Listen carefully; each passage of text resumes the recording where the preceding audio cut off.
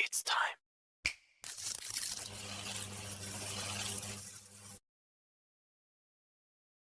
Welcome on this St. Patrick's Day Tuesday. We got the green theme going on today. We got the Lucky Day shirt on, the green hat. Welcome to the Front Office Podcast. I'm your host, Pistols. Last we spoke, I was on with Chaz, and I did release the episode, and I'm sorry, Chaz, but I screwed up the audio. So sorry for those of you that went back and watched the video. Audio will be fixed moving forward. I don't know how to do that. Sorry, it is what it is. We continue on with our division series. We talked about free agency as a whole a little bit last week. We went over the AFC North. Today is the NFC North. The NFC North might be one of the most interesting divisions this year. As far as fantasy goes, it is stacked with players. A couple new things happened during free agency here. We'll get into those moving forward. But first, I want to touch base on one of the big trades that happened today. By the time you see this episode, it'll be Thursday, so probably 2 days ago would be, when the news dropped. Jalen Waddle was traded from the Miami Dolphins to the Denver Broncos. The Denver Broncos, in my opinion, have become the team to beat in the AFC. Of course, I am a Bills fan. We know that. But the Broncos are the ones that gave us a run for our money. And ultimately, we ended up losing to them in the playoffs this year. Very sad loss, by the way. I do apologize for the mug. I'm a little under the weather. So we roll as is because the show must go on. As I said, we are talking about the NFC North. Now, the NFC North is interesting. We have the Bears, the Packers, the Vikings, and the Lions. We saw Ben Johnson come in to Chicago, kind of light a fire under everybody's asses there and bring them to the playoffs. Caleb Williams looked really good, and that's exactly who we're starting with, is the Chicago Bears. The Chicago Bears, like I said, they brought in Ben Johnson last year. Caleb Williams, we saw have a tremendous year. I believe he finished in the top 10 of quarterbacks. I expect the same production, if not more, from him this year. Ben Johnson's not really one to change what's not broken. We're going to see him thrive and throw the ball and run just as much as he did last season. The biggest thing out of Chicago, though, is as I mentioned before in last week's episode, DJ Moore was traded to the Buffalo Bills. So we have Caleb Williams, who's a starting quarterback for Chicago, lose his number one receiver. Now, we saw Rome Odunze have an uptick in his production, and we saw the emergence of Luther Burden in the back half of the season. Chicago is going to be just fine in the passing game. Like I said, Ben Johnson's out here. He's going to let Caleb do his thing. Caleb Williams is very, very talented. Now, I know a lot of people were skeptical. Year one didn't really pan out. Again, they fired their head coach. Ben Johnson comes in, kind of turns things around for them. But as far as the Chicago Bears go, they have a lot of good talent on that team. Very young team, and I think that's kind of what Ben Johnson was going for. Obviously, we get rid of the old guy, right? DJ Moore, who's not that old. He's like 29. And we give him a new weapon in Josh Allen, throwing him the ball. But Caleb loses that target share. Now, they didn't really do too much. They added to the offensive line, which is great, and that's going to help Caleb a lot. In terms of fantasy, though, I like Chicago. I think they're very, very good options out there. I wouldn't be surprised if Rome Odunze finishes in the top 10, especially if their defense can stick together. I know they lost a few guys on defense as well. But for the most part, the team is pretty much intact. They brought in, like I said, some new guys on the offensive line. That's only going to help Caleb Williams in the long run. Rome Odunze is an interesting one, though. We did see an uptick in his production, regardless of DJ Moore being there. And like I said, the emergence of Luther Burden is really really kind of something special to see. A young team kind of meshing together. That's really kind of what you want when you get that consistency, especially when it comes to fantasy football.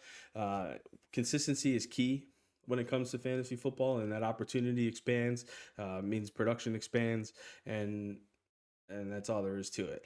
Now they added a ton of guys on defense, so hopefully that helps their defense a little bit more.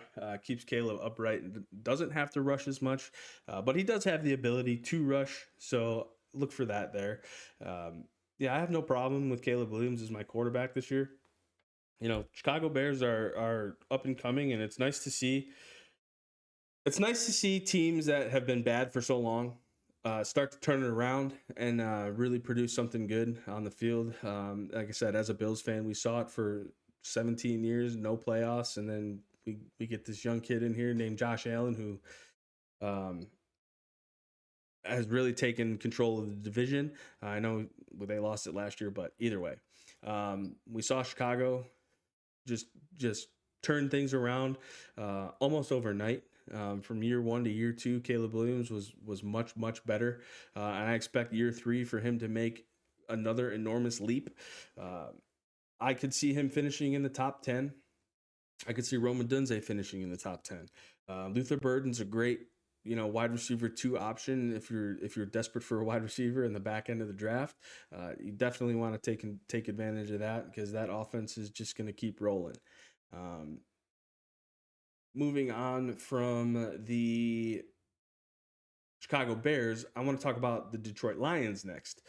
I know I'm moving a little fast, so I apologize about that, but I am feeling a little under the weather, so we are just going to try and keep this short and sweet today. The Lions are interesting because they have all the talent in the world. They have Jahmyr Gibbs, Amon-Ra St. Brown, Jameson Williams, and I said Jahmyr Gibbs. We saw them trade away David Montgomery, but they brought in Isaiah Pacheco to kind of fill that bruiser running back type of style that Dan Campbell likes to use. He does like to use both, a 2-back set. We've seen it with Gibbs and Montgomery, but with Pacheco coming in from Kansas City, I know his style is kind of, he's a hard-nosed runner. He's very north and south. He's not east-west like some of these shifty guys are. That's a nice, what am I looking for? Change of pace, running back style for the Detroit Lions. But I do expect Jahmyr Gibbs to see an increase in touches this year. We see him near the top every year. He's an explosive running back with a ton of agility. He's fast. The combination with Sonic and Knuckles when it was David Montgomery, who knows what they're going to call themselves now that he's gone, and now that Isaiah Pacheco is kind of taken over. Is that second, running back in the rotation. But the Lions still have Jared Goff, and they still have Amon-Ra St. Brown and Jameson Williams and these guys that I mentioned before. They didn't really do too much on the offensive side. Sam Laporta is their tight end. Whether you agree with me or not, tight end is kind of irrelevant in fantasy football. It obviously serves a role on the field. We see guys, take on more of a blocking role as far as tight ends go. They're really nothing to reach for in fantasy football. But the NFC North as a whole, just so much firepower here. And it's just going to be one of those divisions that could really, we could probably see all 4 teams in the playoffs. One of them may be going to the Super Bowl. But I really I like Detroit. I don't have any, as a Bills fan, you kind of have those teams that you hate, right? You hate your division. The NFC North is one of those teams where I don't have any hatred for. I love drafting Amon-Ra St. Brown. He's still going to get his. Jameson Williams kind of really emerged in the second half of the season there with he's more of a deep threat now, which is great to see because a lot of people thought that in the beginning when he was drafted, but for the most part kind of been mediocre at best. But I really expect to see him kind of take on a new role this year and be that deep outlet for Jared Goff. You know, they had a couple issues on defense, which really hindered them quite a bit. If they can get those figured out, they're going to be right back at the top of the league, like they have been in the past few years. But I don't think, Jahmyr Gibbs is number one in my book as far as running back rankings go. He's great out of the backfield catching balls. He's fast and can hit the hole with explosive power. And he turns into a second gear as soon as he gets past the first level of defenders. He's really tough to catch. I have no problem drafting Jahmyr Gibbs number one overall. Anytime in the first round, if he ever falls, you probably have maybe two guys that might go ahead of him. But if you don't draft Jahmyr Gibbs, you're probably an idiot anyway. But with the Lions, like I said, they didn't really bring in too many guys. They brought in Tyler Conklin as a backup tight end to Sam Laporta, and we saw Sam Laporta get hurt at the end of the last season. So it's going to be interesting to see how he responds to that and see where the offense is going to go. Now, they did have two new coordinators last year because we saw Ben Johnson, as I mentioned, go to Chicago, and Aaron Glenn, their defensive coordinator, went to the Jets, and the Jets are still the Jets, so I'm not really worried about them. But, now that they have a year with this crew and the regime that's in there now, I expect the Lions to just get back to it and do what they do.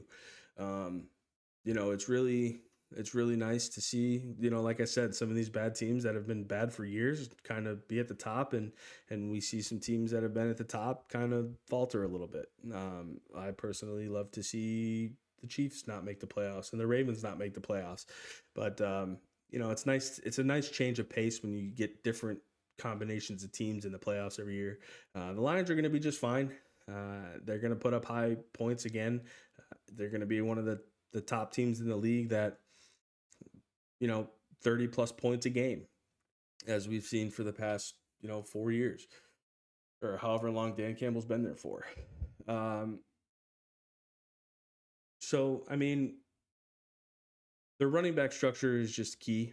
A lot of teams are going to prepare for that. It's hard to prepare for teams that have really good running backs and really good wide receivers. A lot of the times, if you see teams that kind of lack the wide receiver weaponry, if you will, they kind of stack the box. It's really easy to predict a run. With the Lions, you never know what's coming. They have a very unpredictable offense, which is kind of fun to watch.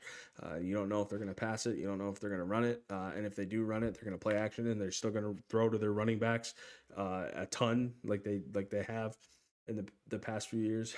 But yeah, I mean, the sky's the limit for Jahmyr Gibbs now.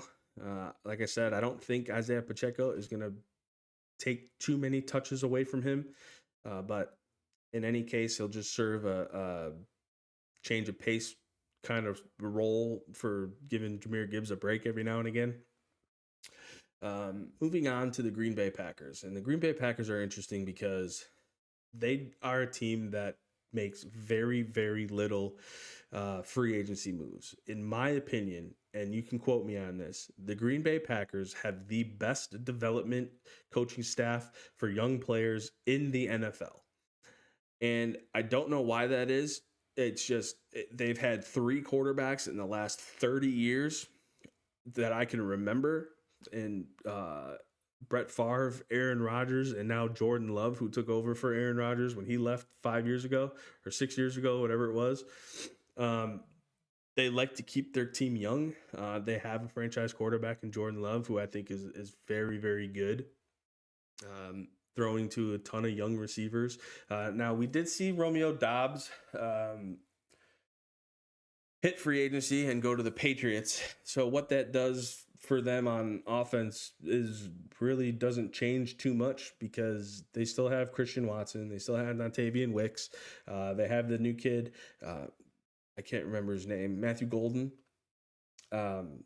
who's a very good young wide receiver. They added Sky Moore.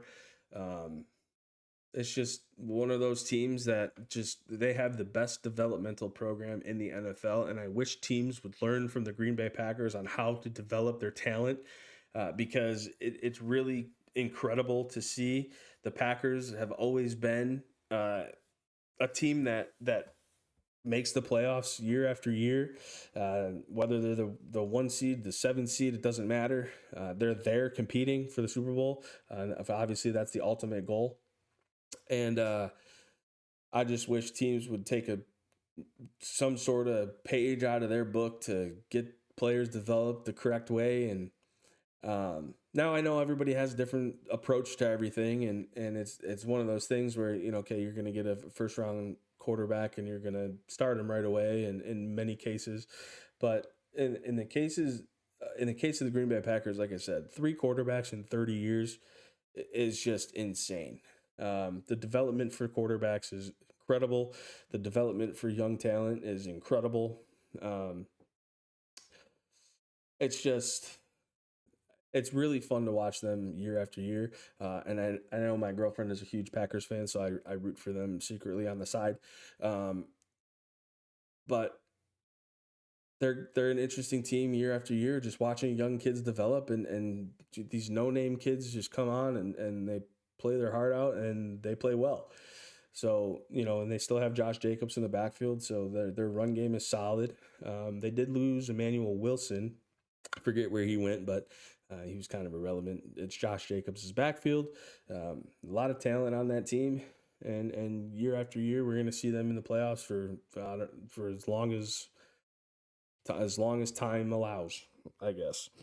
Um, Now I want to move on to the most interesting team in the division, in my opinion, is the Minnesota Vikings. The Vikings had a quarterback problem. Okay. Um, they saw Sam Darnold walk out the door last year. They relied on JJ McCarthy. Things did not go in their favor. Now, JJ McCarthy, in my opinion, is taking a backseat again because they went out and signed Kyler Murray from the Arizona Cardinals after they released him.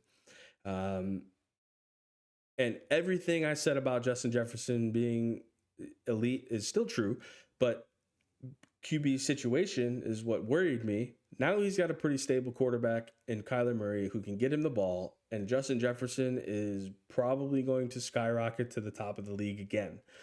We saw him finish outside the top 15, I believe, in fantasy last year, and probably disappointing for a lot of fantasy managers who drafted him in the first round. Um, so it's just, you know, bringing in Kyler Murray and a guy who's got a cannon and who's fast and who's going to keep defenses on their toes. We're looking at a guy that could catch 120 to 130 balls this year. Justin Jefferson is one of the most talented receivers in the league. I've seen him make some crazy catches. His route running is astounding. It's absolutely incredible. And you can't forget about the other guy that they got, Jordan Addison, who's really good. Now we saw him serve a suspension last year. He comes back after 3 or 4 games and played very, very well. Now bad teams often produce a lot of fantasy points because bad teams are always they always play from behind. So the fantasy points are always there to be had. So, but bringing in Kyler Murray is such a huge deal for them. It is exactly what they needed to be competitive again. I know it's only a 1-year deal, so I don't know if they've really closed the door on JJ McCarthy just yet. But it definitely seems that they want to kind of sit back and kind of see what they got with him. Now he's going to learn and play behind Kyler Murray this year. If Kyler Murray doesn't start in Minnesota, I don't know what they're doing. Kevin O'Connell is kind of he's been known around the league as a QB guy.